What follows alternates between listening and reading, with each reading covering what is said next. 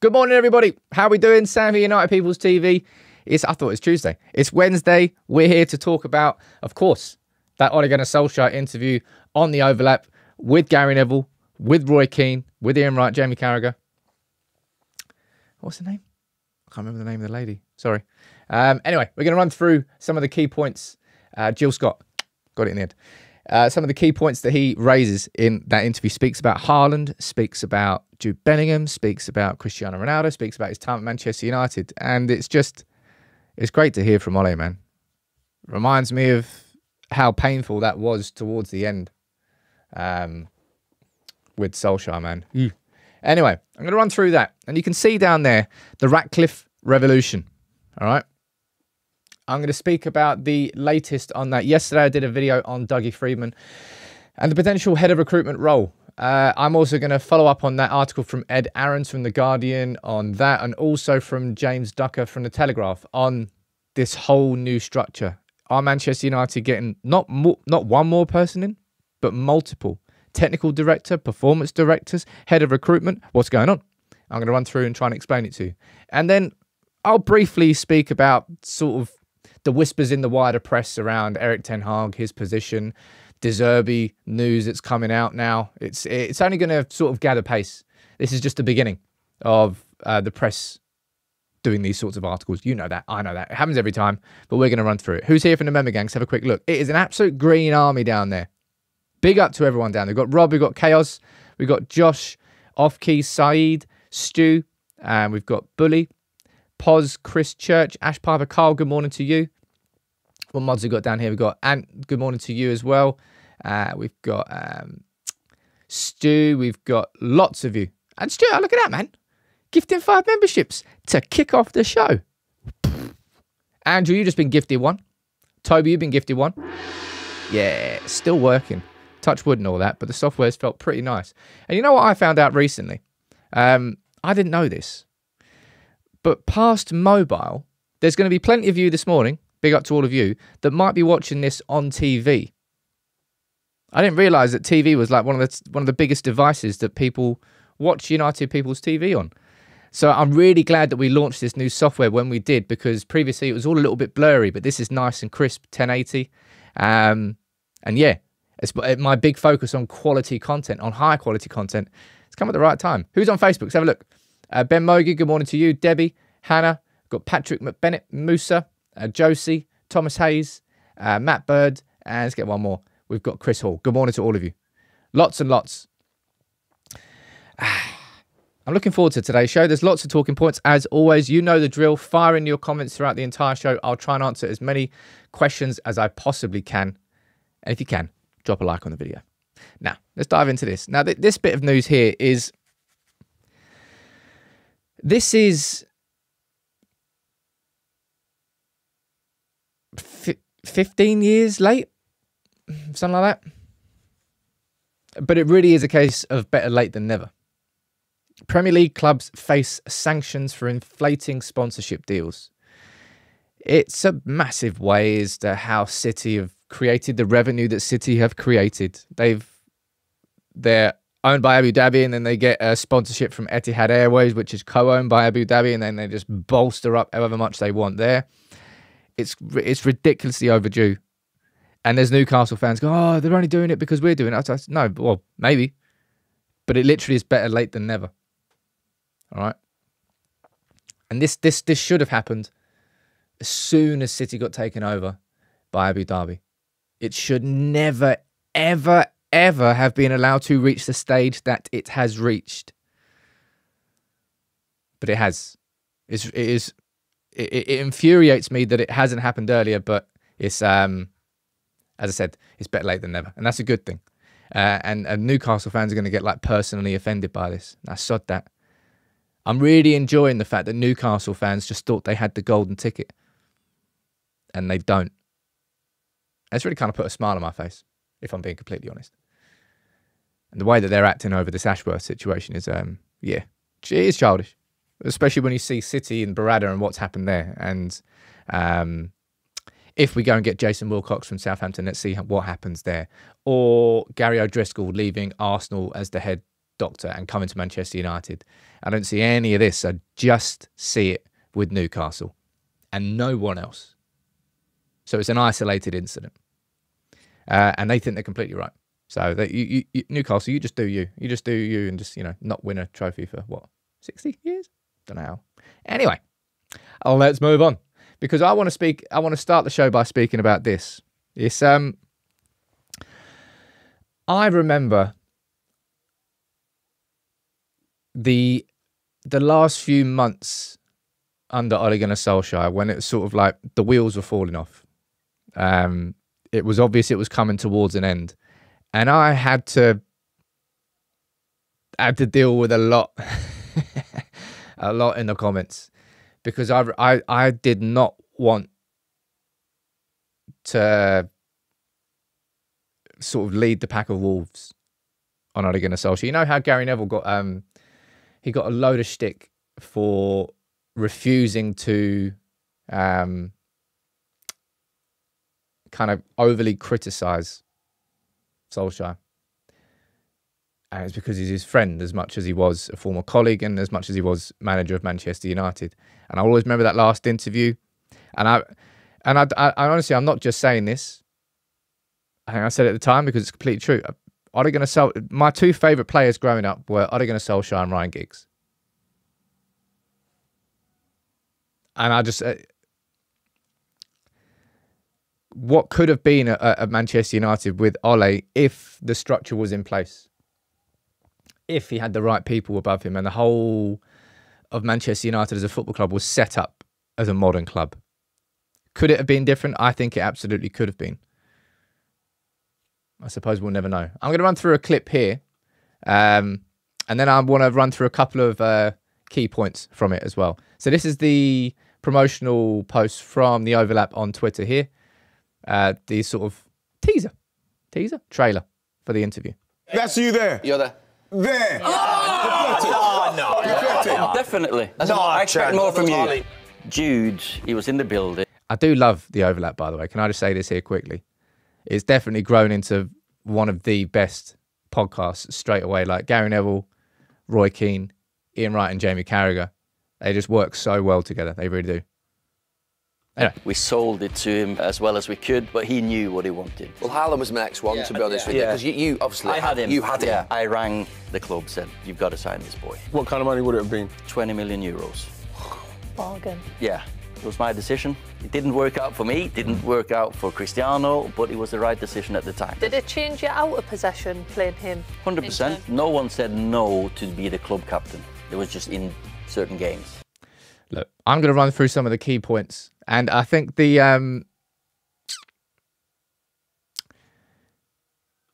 I don't think Ole will ever tell the complete and honest truth in public. And I don't mean that in a horrible way, like he's just like... It's the opposite. It's not because he's snidey. It's because he's constantly protecting people. And I think that's just... It's just the way he's always come across. He doesn't want to throw anybody under the bus, even if it's a tea lady, even if it's anybody that may have made a mistake. He'll always sort of kind of brush over it. Ronaldo rejoining Manchester United was such a ridiculous mistake.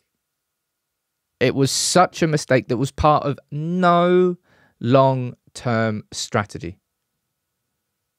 At all. The only reason that Manchester United signed Ronaldo is because he was going to City. That is the sole reason we signed him, right? And that's not how you build the long-term success at a football club. You sign players who are part of a plan, are part of a strategy, are part of a long-term vision to take you from X to Y and how you want to get there.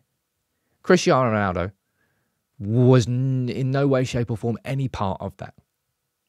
It was just an opportunity. An opportunity or simply just Man United reacting. And how Man United played before Solskjaer came compared to how Ronaldo played after, how United played before Ronaldo came compared to how United played after Ronaldo came, and two different things. And it frustrates me that happened, man. Really, really frustrates me.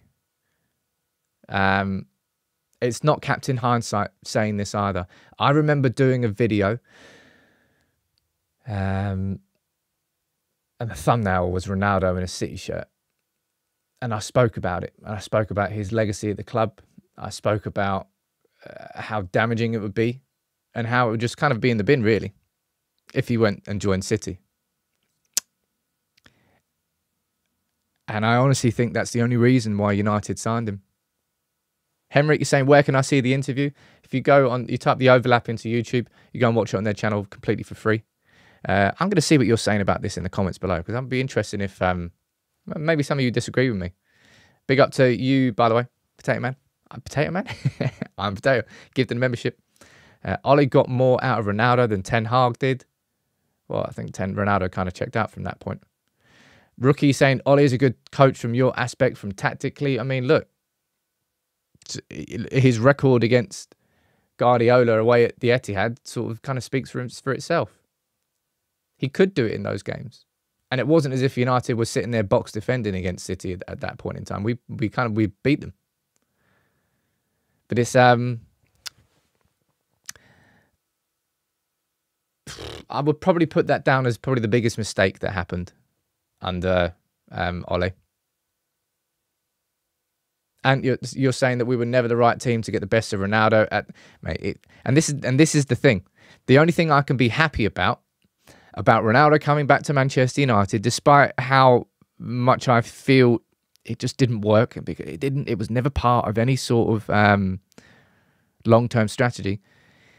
At the very least, it stopped him basically winning a treble with City. Because I'm pretty sure that would have happened. If Ronaldo had gone there and all he had to do was goal hang, because they just had the most creative, dominant team in the world, Ronaldo would have scored 30, 40, 50 goals. He would have done a Haaland at City. And we would have had to sit there as United fans watching probably the greatest player I've watched. Right, no, certainly the greatest player I've watched play live for Manchester United. Watch him win a treble with City. And that would have been grim.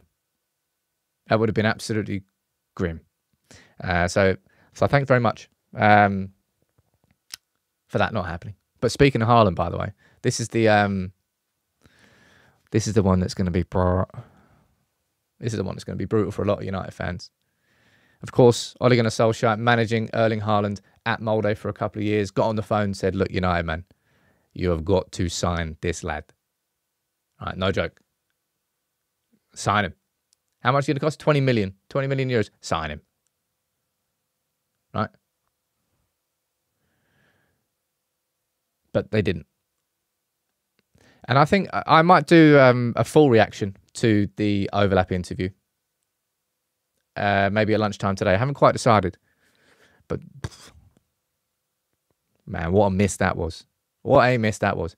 Now, truth be told, if Erling Haaland had joined Manchester United at that time, would he have shone in the way that he has shone now? Probably not. Would he still be a Manchester United player? Probably not. I think he would have moved on. United weren't good enough at that time. And I think he'll even move on from City. I don't see Haaland staying at a football club for like I don't know, 4 or 5 years, and then he'll move on. He'll be a Real Madrid player in the next few years. You'll be watching Mbappe, Haaland, and Vinicius Jr. I mean, that's just ridiculous. That is just ridiculous. It's like you completed FIFA with that front three. But what could have been with Erling Haaland? I'm going to read a few of your comments out down here. There's a couple of super chats. I'll read these first. And you said, I love Ole. Yeah, I said it. Come and fight me. Man, I love Ole, man. I'm trying to think of the order in which I would love to interview former United managers. I think I would probably choose Ralf Rangnick first because of how close to current events he is, and I think it would be the most interesting reaction to an interview would be Ralf Rangnick. Then I would love the opportunity to speak to Ole, because I love Ole. I think that would just be me fanboying if I ever spoke to Ole. And then past that, I think I would probably go for... I'm trying to think of whether I'll go for Mourinho or Van Gaal next.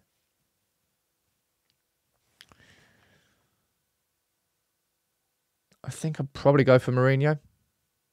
But Mourinho and Van Gaal will be equally as interesting as well. There's a couple of super chats down here. Let me read these. Ooh, boop, boop, boop.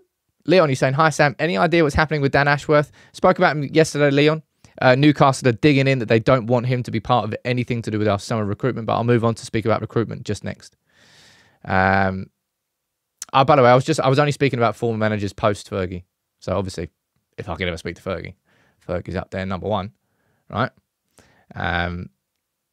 What's he saying down here? Sam, would you entertain the idea of Ralph as a sporting director ahead of recruitment? Never go back to your ex, peeps. Maybe the only... saying that. I think I said this before a couple of weeks ago. I honestly think if Manchester United or if INEOS decided before the end of the season that they wanted to move on from Erik ten Hag, and I'll be speaking about his position as manager a little bit further in the show, but if that was their decision, I could easily see Ole Gunnar Solskjaer coming in as interim manager between now and the end of the season, which I actually think would be quite harsh on him, really. I think he'd jump at the opportunity. I don't think he'd ever turn it down if United came and asked for help. But it would be quite harsh on him. I could see it happening, though. But yeah, I'm going to probably do a full reaction to that video. I don't know whether I will. I'll decide after. But I just love Ole, man. I really, really love Ole. Would it have been different if the Ronaldo situation hadn't happened? I mean, maybe. But it wasn't as if that was the only problem, okay? Let's not pretend that any issue that existed under Ole only existed because Ronaldo was there in the team, all right? That would be slightly disingenuous. But I do think it caused a massive shift. It was a huge U-turn. If Man United were treading down a certain path with Ole Gunnar Solskjaer, the handbrake was put on as soon as Ronaldo came, and we as a football club just shifted in a different direction. And you can't do that. You can't do that if you're building sustainably towards a long-term vision, which Man United didn't do. Man United have never had. And hopefully that is now changing, because that is the thing that will change our club, man. Now let's move on to have a conversation about, somebody mentioned it in the comments there, Dougie Freedman. So my video yesterday was on Dougie Freedman. Dougie Freedman, who is, of course, Crystal Palace's current sporting director, and has been linked to the INEOS structure for quite some time now. It goes as far back as November, when he was actually linked to the overall sporting director role. Now, I don't think he was ever going to be...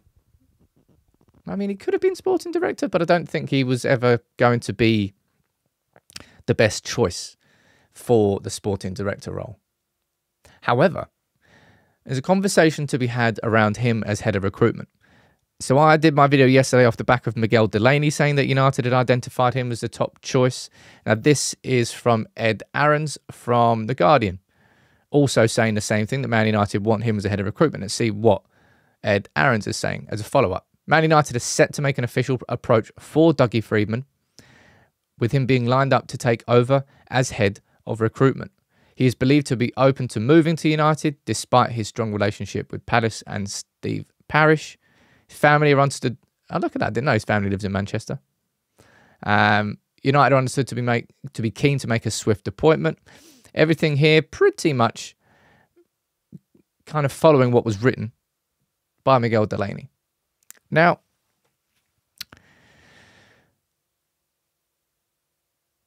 Dougie Freedman. What's your opinion on Dougie Freedman? All right, fire it in the comments. I'll be interested to know what you think. For some of you, you're probably going to be looking at this going, oh, is he the best in class?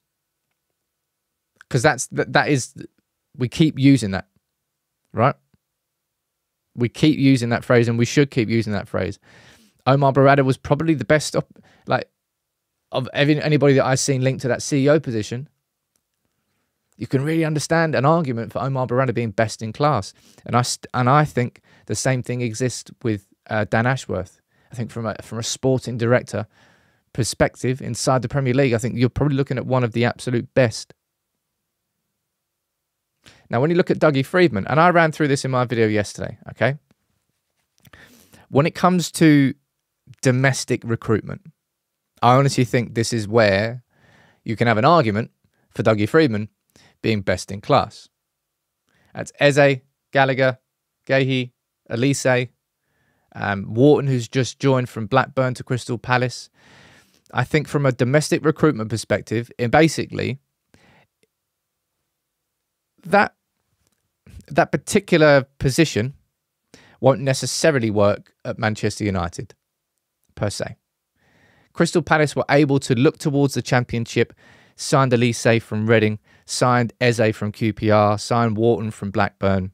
And that step up from the Championship to Crystal Palace was a progression into the Premier League, but not in the absolute spotlight of being Manchester United. So I'm not saying that just because that's happened at Crystal Palace, there's guaranteed success for it to happen at Manchester United. But having that sort of talent ID is a big, big thing, right? I want you to let me know what you think about Dougie Freedman in the comments, right? Let's have a little go down here. Freedman makes a lot of sense if you want domestic recruitment, so long as he's reporting to someone who will scrutinise what he's doing, says Alex. Which, of course, he would be. He'd be working with Dan Ashworth and maybe somebody else. And that's what we're going to move on to next. The James Ducker article speaking about a technical director and a performance director. And actually, the suggestion is from James Ducker that maybe United aren't looking at Dougie Freedman, which is an interesting one. Ross, you're saying I'll have him, didn't know Barada, and look now. I have to give INEOS and Jim Ratcliffe a chance more than the Glazers have tried. Well, that's fair enough. Anthony saying domestic recruitment is fine, but those players wouldn't have gotten a game for us in the beginning. And that's something I said there, is that we all, as United fans, we can look on with jealousy at what Benfica are able to do. You go, how is it that they're able to spot all these players, buy them for 4 mil, sell them for 80 mil like 18 months later? And truth be told, that's because Benfica have positioned themselves perfectly. Dortmund did it a few years ago. When they had Bellingham, they had Haaland, and they had Sancho. They spotted some ridiculously talented players, brought them in together, and gave them an environment where they could thrive for a couple of years, knowing full well that that wasn't the end destination. They knew full well that they were a stepping stone, per se. But they were fine being that stepping stone. They were like, right, I know, let's just enjoy this player for a couple of years, and then we'll sell him on for big profit, and we'll repeat that cycle. That is a business model which a ton of football clubs have. Benfica do it the best. Crystal Palace might not like me saying this, but they will have the likes of Olise, Eze, Gahey, maybe Wharton as well. They'll have them for a couple of years. They'll sell them on for huge profits, and they'll go back down to the Championship, and they'll try to repeat that cycle. That's not how Manchester United will operate. We don't want to sign a player who then becomes a brilliant player after a couple of years, and then we sell him on for a big profit, and then we go down, and we want to sign players who we think can become the best players in the world, and then we keep them all together, and then we win it all. That's where it's slightly different. But nobody can argue with Dougie Freedman's talent ID and how good he has been, track record-wise, of spotting domestic talents in the Championship. There are so many top players in the Championship. And this is a mindset that United fans are going to have to snap out of. I remember it specifically with Sadio Mane when he played for Southampton, when Louis van Gaal was linked with signing him.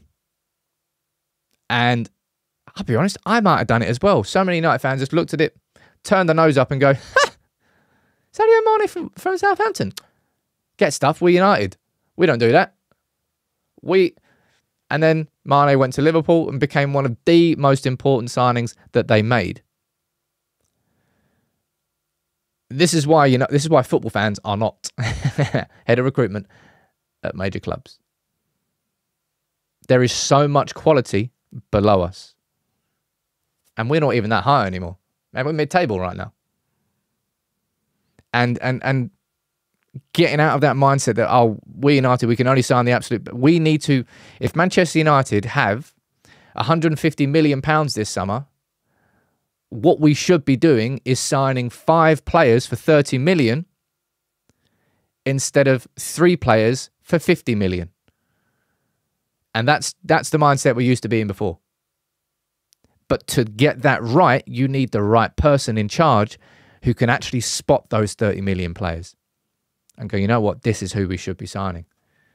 And I think in that sense, if you're going to be switching your recruitment policy towards that, which I think, if I'm being completely honest, I think we need to do. I would much rather Manchester United just increase the overall technical floor of our football club. When we signed, look, when you sign an 85 million pound player in Anthony, right? That's like Liverpool signing Alisson or Liverpool signing Van Dijk. That sort of level of money. And when you make that sort of level of signing, you're kind of making it because it's the final piece. It's the final piece to your jigsaw. You've compiled everything else, and all you need is the absolute best. We haven't got a dominant centre-back, and we haven't got a proper modern goalkeeper. So they went out and they spent big on Alisson, and they went out and spent big on Van Dijk, and it was like, team completed. What United do, we spend 70 million on Casemiro. And that's just not the best way to use money. We spent 86 million on Anthony. At the time, it's not kept in hindsight. At the time, we're like, is that really the best decision? Really? And it never was. That is where, if I'm thinking in that mindset, I can completely understand why Dougie Freedman is being approached by INEOS to be head of recruitment. It's a different approach, and it's not an approach that all United fans are going to like. There's going to be a lot of arguments. We shouldn't be looking at X player there. Oh, we're Man United. This. Oh my God, why are we looking at signing this player from there? And we're just going to have to deal with it. That's just different strokes for different folks. But I can understand why Dougie Freedman could be the head of recruitment. But I say could be because, well, when it comes to the press, when it comes to anything to do structurally with Manchester United, nobody in the media had any idea about Omar Barada until it was already done. They've got more of an inkling about Dan Ashworth. But what do they really know? I don't know. INEOS seem to be able to keep their cards close to their chest. I'm going to read a few of your comments out down here before I move on to speak about this, okay? And this is James Ducker's article from Telegraph, where he speaks about the overall structure. JM Gaming can almost accept it if someone else comes in to do international recruitment. Options are important when signing players. And I don't think that's the case, JM. It's not to say that Dougie Freedman would specifically look downwards and just look at the Championship and just look at the Premier League and not look at anything else. Of course, he would do international recruitment, but that's where you're scout. Man United, I'm pretty convinced that Man United have got more data and probably more scouts than like any other club. I think we've got a wealth of data. I just don't think we've got anybody who actually has any idea what to do with the data. Because data is only so good as a person who uses it. I can give you the most incredible data in the world. You go, what is that? I have no idea what that is. It's not going to be of any actual value to you. I think that's kind of what United's whole recruitment setup is. I think they've probably done a fair amount of good stuff behind the scenes, but the person at the top making the decisions doesn't really know how to interpret any of that data. Someone there saying United made a blunder by getting Ten Hag to run the recruitment. I mean, it's not that they made a blunder. United didn't have any other structure in place. John Murtough wasn't good enough to do it. They basically asked him to do it. They gave him the power to do it because the structure wasn't in place. As has been the case this whole time at Manchester United, it's been about internal appointments. Let's just make John Murtough. Yeah, go on in. You can be a football director. We'll just call you that. Darren Fletcher, technical director. Yeah, go on in. Why not? It's kind of been like internal jobs for the boys because they don't want to give that power away to someone else. Part of the problem. That's now completely and utterly changing. Michael's saying, what's the latest news on Ten Hag? I'll speak about that next. Rambir saying, best fan channel. Thank you very much, dude. I don't like pulling out compliments, but I like to think that, I think a fair amount of you have been saying it as well, and I think it's true. I think the work is paying off. I think the levels have really gone up over the last probably 3 months, I'd say. Yeah, I'd say 2024, I personally feel that everything we're doing is just, it's going up a notch. The live shows have gone up, the deep dives, the other videos that we're doing, like the one recently on Pogba. Thank you all for watching that. The one recently on Haaland. It's good. But let's speak about the actual structure here. GC is saying, Ollie let it slip that Fergie was upset if Ronaldo didn't start. Why is the board telling managers to start? I haven't heard that bit in the interview yet, GC. I still need to listen to the whole thing. So they may or may not be correct, but Ollie, man. Would have been incredible. I don't think there would have been anything better than Ole Gunnar Solskjaer being a successful United manager. Surely that's the biggest buzz. Well, I mean, it has to be like one of our club legends being, let's not go back into that mindset. Sad times. Anyway, let's move on to this, all right? And let's speak. This is from James Ducker from The Telegraph. Jim Ratcliffe steps up the Manchester United revolution with a 4-pronged structural overhaul. Ratcliffe's INEOS team looking to hire a technical and a performance director in addition to Dan Ashworth and Omar Barada. Let's go down and see what it's saying. Jim Ratcliffe wants to appoint a technical director and a performance director as part of the overhaul. Now, Jason Wilcox. Jason Wilcox is somebody, who I've not done a video on just yet. I've been waiting. He is currently the sporting director at Southampton. And yeah, this is like, look at all the people that we've been linked with, right? Omar Barada, well, linked with all we've brought in. Omar Barada, was he CEO of the City Football Group? Overseeing all the clubs in the City Football Group. Boom, in he comes as CEO. Dan Ashworth, currently sporting director at Newcastle. One of the biggest projects in the Premier League. Good. Okay, you're going to come into Manchester United. Then everybody else we've been linked with. Dougie Freedman, who is currently the sporting director at Crystal Palace, getting linked with the head of recruitment role. Jason Wilcox, currently the sporting director at Southampton, getting linked with the technical director role at Manchester United. It's like we're just going around. I mean, other clubs might not like it. In fact, other clubs will hate it. But we're just going around kind of cherry picking, saying, well, if we get you here and you there, and they want to do it, and of course, they might not want to do it. Jason Wilcox currently is more of a head honcho at Southampton. Would he want to come in and be a technical director at Manchester United? What would a technical director even be? Darren Fletcher right now is technical director of this club. I don't know what he technically directs. He's more like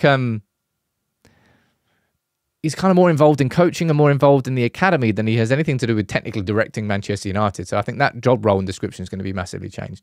Madhouse with a fair question there saying, Sam, at what stage are there too many cooks? Well, this is going to come down to,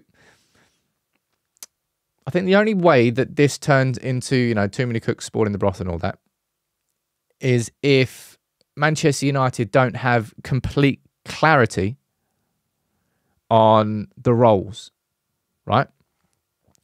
Roles are so important. If you're in a job, right, and your role isn't important, you don't know exactly what is your responsibility on a day-to-day basis, then you might start accidentally doing stuff over there or stuff like what? Who's in charge of that? Is it you doing that? Is it me doing that? Don't actually know. That's going to come down to presumably Omar Barada. Not quite sure. But the roles are really, really important. I don't actually know what the definition of technical director and performance director will be. I've got down there. I think they've written in the article a little bit. It's thought a technical director would be a central figure in recruitment with Ashworth, while any performance director would likely have a broader remit across a number of areas such as sports science, medical strength, conditioning, nutrition, and effectively lead on the club's physical and psychological provision. That one there is a massively important appointment, right? So that's kind of the definitions of the roles. boy, do we need a performance director. I kind of think that Dave Brailsford's going to lead on a fair bit of that. I've always had that down as what I've envisaged his job role might actually be. Dave Brailsford, performance director of Manchester United. It might not be. I do think he's kind of being the... he's the interim CEO. Not, I think Patrick Stewart is the official interim CEO, but he's effectively the CEO until Omar Brada comes in. But we need that performance director. Somebody who looks, as you can see there, sports science, medical, strength, conditioning, injuries, nutrition. Well, this is all a catastrophe. How on earth has Manchester United, one of the elite clubs in the world, got a sports science department like this? Of course, they'll have to work directly with Gary O'Driscoll, who's been brought in as the head doctor. We've got the, was it the first team rehab? The guy who led like rehab at Man United, he's left. So more changes are coming. But the technical director, I think the thing I want to reiterate here is this, right? You've got Ed Aarons and Miguel Delaney both saying that Manchester United are looking at Dougie Freedman as a head of recruitment. Conversely, you've got James Ducker from the Telegraph saying that Manchester United are not looking at a head of recruitment, but they're looking at a technical director and a performance director. And he goes down here and I think he actually mentions Dougie Freedman. United have distanced themselves from a move for the Crystal Palace sporting director, Dougie Freedman. In an ideal world, United would have their overhauled structure fully in place before the transfer window opens. And this is a big, big thing. And I'm going to speak about it a little bit later in the show, all right, when it comes to Erik ten Hag and his future at the club. It could well be that Jason Wilcox comes in as a technical director. It could well be that Dougie Freedman comes in as a head of recruitment. Akash, there are conflicting reports. It's exactly what's going on. I'm going to leave that video up from yesterday. I still think it's a very valid and reasonable video to look at and say, right, okay, if Dougie Freedman does come in from a head of recruitment perspective, what's he good at? Would he be good? And I still think that video holds decent info. But when it comes to the biggest question for a lot of United fans right now is the future of Erik ten Hag. I think this is completely correct. Now, this is from The Athletic. Before I run through an article from The Telegraph on Roberto De Zerbi, ESPN on manager stuff, this is completely true when it comes to Ten Hag and the INEOS decision-making process. It is only once that overarching structure is settled that the decisions are expected to follow on the manager's position. After years of putting the horse before the cart, hiring and firing without an elite setup informing decisions, it will be foolish to make the same mistake again. And as those pieces begin to fall into place, a clearer picture of the culture Ratcliffe wants to build will emerge. It's that right there. And this is the thing that will, from a reactionary perspective, there's going to be a ton of people that think that Erik ten Hag should immediately be sacked as soon as, if hypothetically we lose to Liverpool in the FA Cup. Season over, get rid of him, we're not getting top four, FA Cup's gone, I'll just boot him out of the club. All right, but to do that, then you have to have a contingency plan in place. You have to have something in structure that's going to manage Manchester United between now and the end of the season. Could that be Ole Gunnar Solskjaer coming in on an interim basis? I mean, that's a possibility. It's a hypothetical. But here is exactly where my mindset is. You've got Jim Ratcliffe, you've got INEOS, you've got, quite literally right now, we have appointed a new CEO. We are trying to appoint a new sporting director and negotiating with Newcastle over that. We may well be getting a new head of recruitment in too. And if it's not a new head of recruitment, then we're going to get a technical director. And as well as that technical director, we're going to be getting a performance director. So that's 4 or 5 major structural appointments that you are going to do. And at the same time as that, there's people that genuinely think it would be a smart long-term play to sack Erik ten Hag at that point in time. That doesn't make logical sense. That doesn't match up.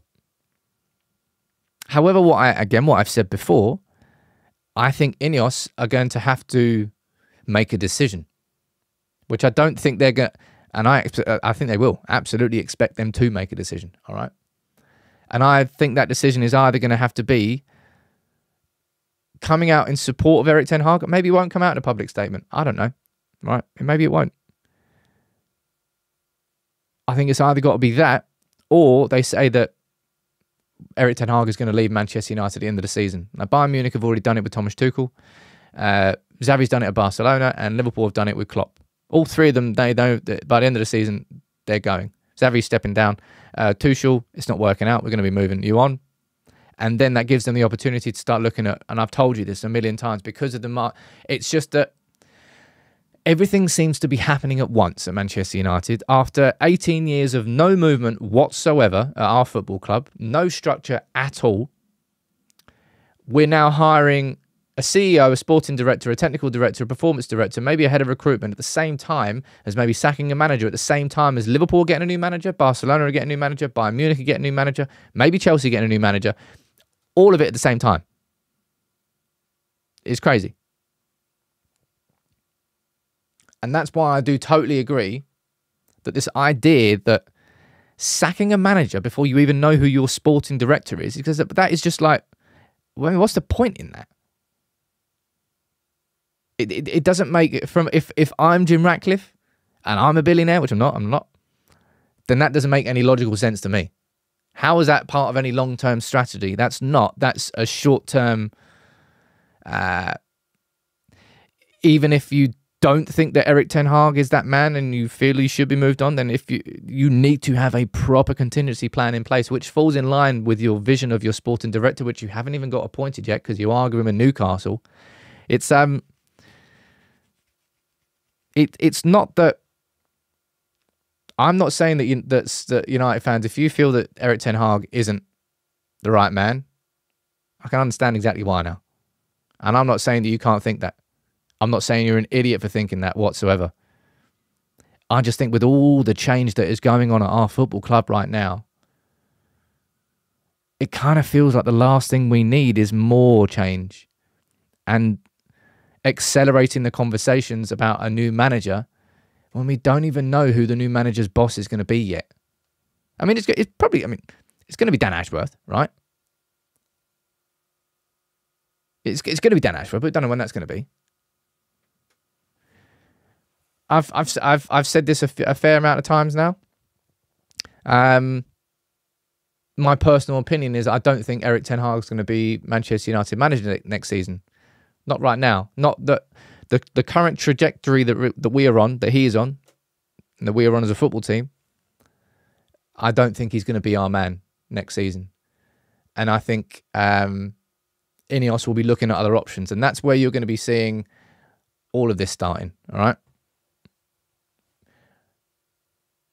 Mike McGrath, who's a pretty decent journalist from the Telegraph, saying that De Zerbi's compensation package is £12 million. And De Zerbi's name, and I could list off the managers that have been linked with it. We've had, what was it, De Zerbi, we've had Nagelsmann, we've had Zidane, we've had Tuchel, we've had Graham Potter. I can't imagine. I don't know how many people. There's been a lot of managers linked with the role. And with De Zerbi, it's kind of like connecting the dots, I think, in the same way that people connected the dots with Graham Potter. I think that it makes far more sense with De Zerbi than it does with Potter. But I think Potter was linked with the job at Nice, hence why people go, well, 2 + 2 = 4. Well, there you go. Right. There you go. Potter's in the role. I don't think Potter's going to be coming anywhere near Manchester United, personally. People are going to be like, well, Sam, but Dan Ashworth, he worked with Graham Potter. Yeah, cool. Well, Dan Ashworth also worked with the sort of the contingency plan post-Potter, and De Zerbi would have been part of that conversation there. So I imagine he was having conversations about De Zerbi before. Francesco Farioli, who is Nice's coach under INEOS. He was the goalkeeping coach underneath De Zerbi. I think it's at Benevento and Sassuolo in Serie A. That's how he sort of came into it. And on top of that, you've got Berardi, who's come from City, and De Zerbi has long been linked with being a potential Guardiola successor. So he probably had conversations about him as well. I'm not going to sort of speak about opinions on who the next manager should be, right? I don't want to fuel that. I'm simply stating here that it's begun in the press, all right? I don't personally think that, even if I think the thing that is going to push INEOS into making a decision sooner is twofold now. Number one is how everything's going on with managerial changes in world football right now. 3 of the 5 biggest clubs in the world, 4 of the 5, if you include United, are probably looking for a new manager in the summer. And on top of that, the Champions League spots. Because Jim Ratcliffe has already said that Champions League is really, really important for United when it comes to next season. Really important for our budget. We're currently 11 points off top 4. Now, good thing is that Villa play Spurs this weekend. And 5th might well be a Champions League spot. Have you seen Spurs' fixtures between now and the end of the season? Their game in hand is Chelsea away. And in 3 consecutive weeks, they play Arsenal, Liverpool, and City. So 5 of their remaining games are all the 5 teams above them. And they've got Chelsea away. No, 4? Is it 4? Villa, Arsenal, Liverpool, City, 4 of them. And Chelsea too. They got a tough set of structures. I don't personally think United are going to get in the top 4. I think top 4 is done. It's whether or not we can sneak into the top 5. So I think all this, I don't know. What do you think INEOS are doing when it comes to Erik ten Hag? What do you think their mindset is? I like to think I've made mine quite clear. You might say that it's a bit confusing, but I don't really think I have been. I completely agree with this. I think with everything that's going on at our football club right now, and the huge changes to the whole structure, this idea that we can change a manager at the same time, it's like putting in the windows before you built the walls. That's kind of what it feels like. I don't know. But as it stands, I don't think Erik ten Hag is going to be our manager next season. Just the current trajectory that we are on. Let me see what you're saying in the comments. Edwich, keep Ten Hag for another season until the football structure is in, and then assess. Play like Ajax 2019 or we will replace you. You know what I will say with complete confidence and chest here? If Erik ten Hag leaves United, I don't know whether it would happen this summer, but I can absolutely see him managing Bayern Munich in the not too distant future. I guarantee you he crushes it there. If Erik ten Hag goes to Bayern Munich, I think within the first few months, you'll be seeing Bayern play like Ajax 2019. And you'll be like, whoa, why didn't he do that, Manchester United? And you realise, oh, actually, well, that squad is absolutely nowhere near what our squad is like. He's actually got a structure in place that allows him to just focus on the football. What are we saying down here? You can tell that Ten Hag's feeling the pressure. Of course you can. Absolutely, of course you can. INEOS saying the right thing, and I believe Ten Hag will be given more time, says John. Another John, double John. You're saying, I'd like to see Ten Hag give one more season. Hopefully the circus of Sancho, Greenwood, Ante will be done with. He can focus on players that want to give their all. I have no idea, says Toby. Part of me wants to see Ten Hag one more season with a proper structure. I would love that. I still would. I still would absolutely love to see Ten Hag working in an environment that just allows him to focus on his football.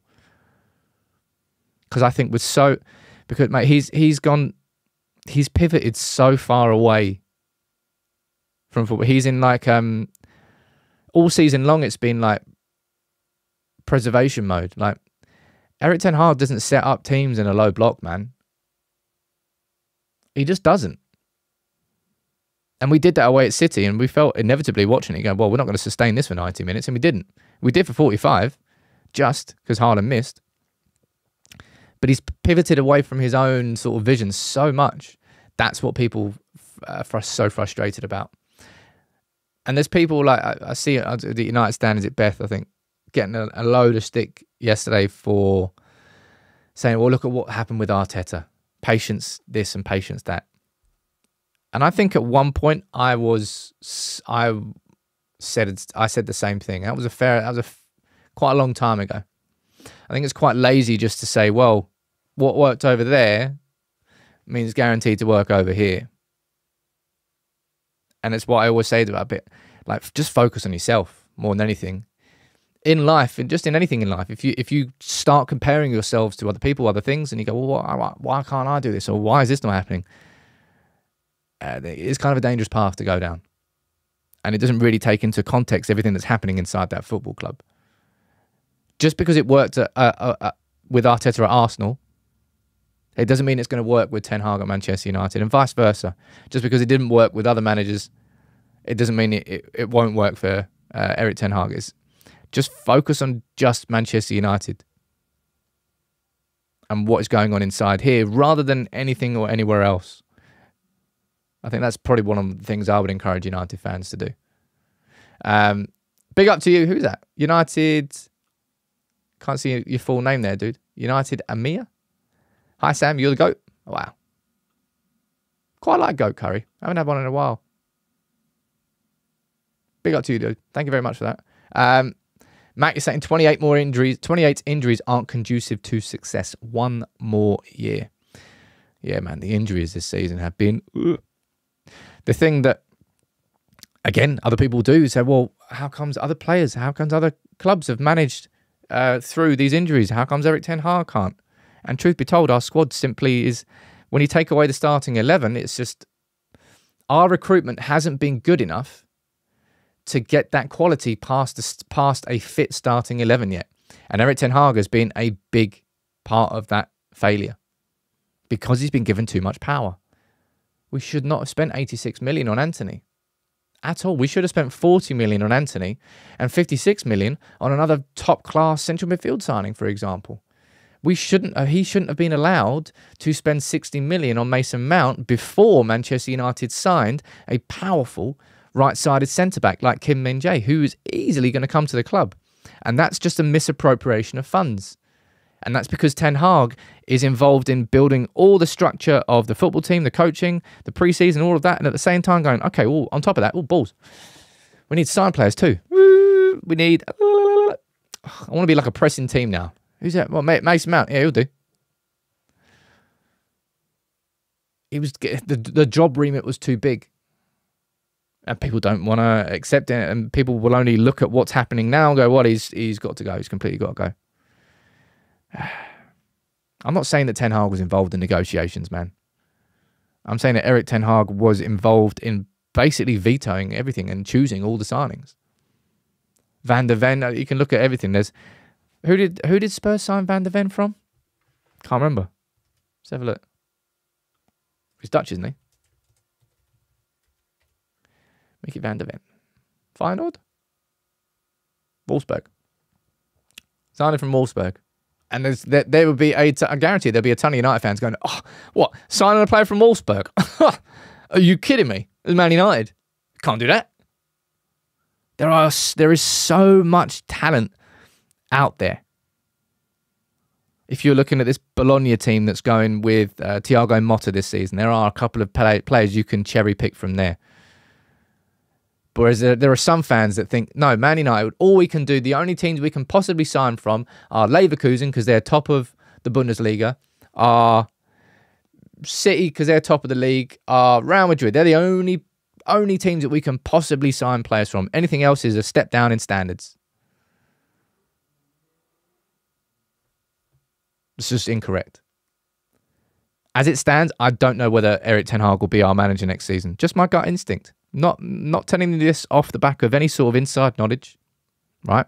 Just the current trajectory that we are on, I don't think is going to be enough to convince INEOS that Erik ten Hag deserves another season.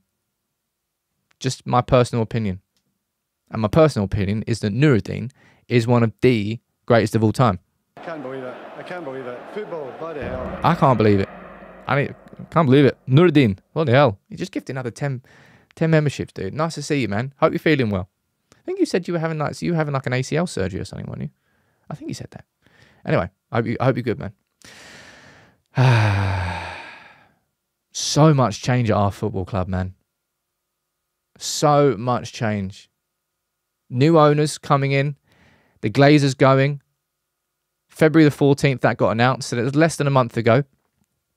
And we're talking about a new CEO, a new sporting director, a new technical director, maybe a new performance director, maybe a new head of recruitment, maybe, and a new potential manager on top of all of that. Yeah, I do need to drop in 10 for the poor accent. I'm normally quite good at accents. My bad. Alex, you're saying, would winning the FA Cup save Erik ten Hag in your opinion? I don't know. I don't see the FA Cup as, I don't mean to offend the FA Cup. I don't see the FA Cup as something that should be the marker of whether a Manchester United manager should stay or go. Nor do I think that he, remember when Louis van Gaal was sacked after just winning because Ed Woodward was an absolute prick. Nor do I think that Erik ten Hag would deserve that treatment. Winning a trophy, I don't think winning the FA Cup would be enough to change the trajectory. I think Erik ten Hag needs to show it in the league, man. I think it's the league. In personal opinion, I just think it's the league. It has to be in the well, look, we've got big games. We've got Everton coming up. Then I think we've got Liverpool in the FA Cup. And then is it Chelsea away we've got then? And we've got Liverpool coming up still at Old Trafford.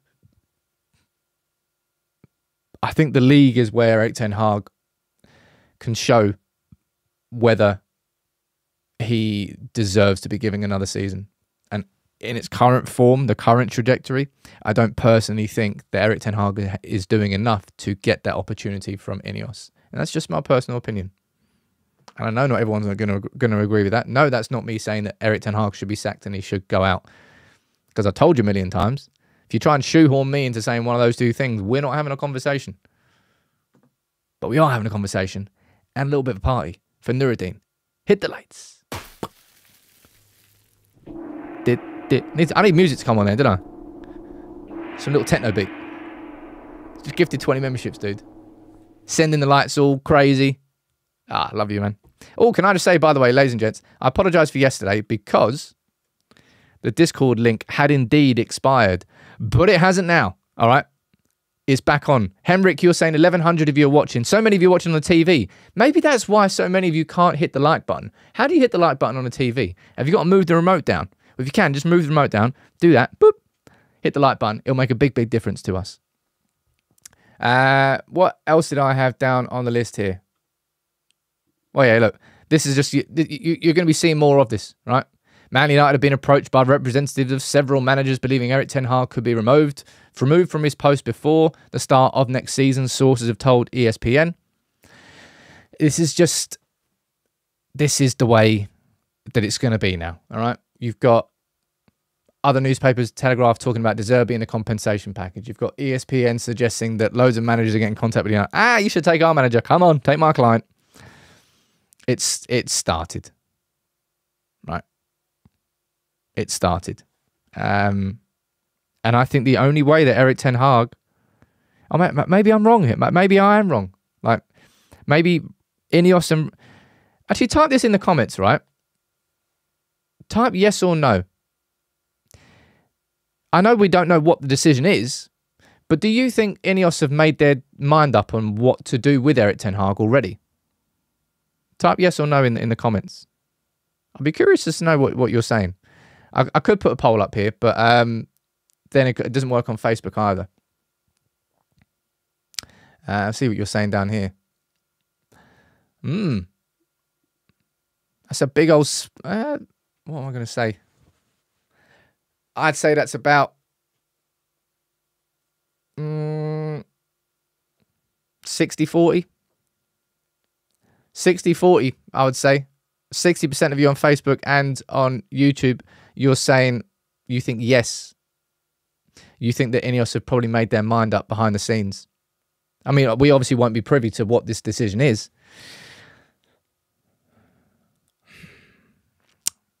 I mean, we've already got our CEO in, right? I know he can't work completely, but we've already got him in. Dan Ashworth, he's on gardening leave. You can involve him in the WhatsApp group. So maybe the big decision makers are already in, and maybe this decision has already been made. Santosh, before taking the manager decision, they will check with Ragnick. That is one thing that they are absolutely not doing. I personally think that this little snippet here from The Athletic is spot on. Once that overarching structure of Manchester United, this brand new structure that is being built, is in place, that's when I think a decision will be taken on Erik ten Hag. Whether that decision is already made, that may well be the case. INEOS may well know the direction that they're going to go down, whether that's keeping Erik ten Hag for a season or whether that's moving him on. But I don't think we're going to find out until this is all in place. Personal opinion, might be wrong.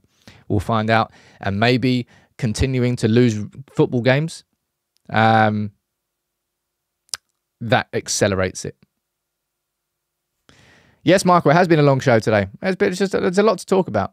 I enjoy the chat, and I'm glad that we've got, well, it feels like it now anyway, touch wood and all that, we've got the software really working nice and properly. Nuruddin, big up to you for gifting memberships, dude, man. Stu, I think you gifted 5 at the start of the show as well. So much change is coming. So much change has been happening at our club, and so much more is coming. We don't know whether it's going to be a head of recruitment or whether it's going to be a technical director, performance director. I don't know what my lunchtime video is going to be on today. It was on my... Lost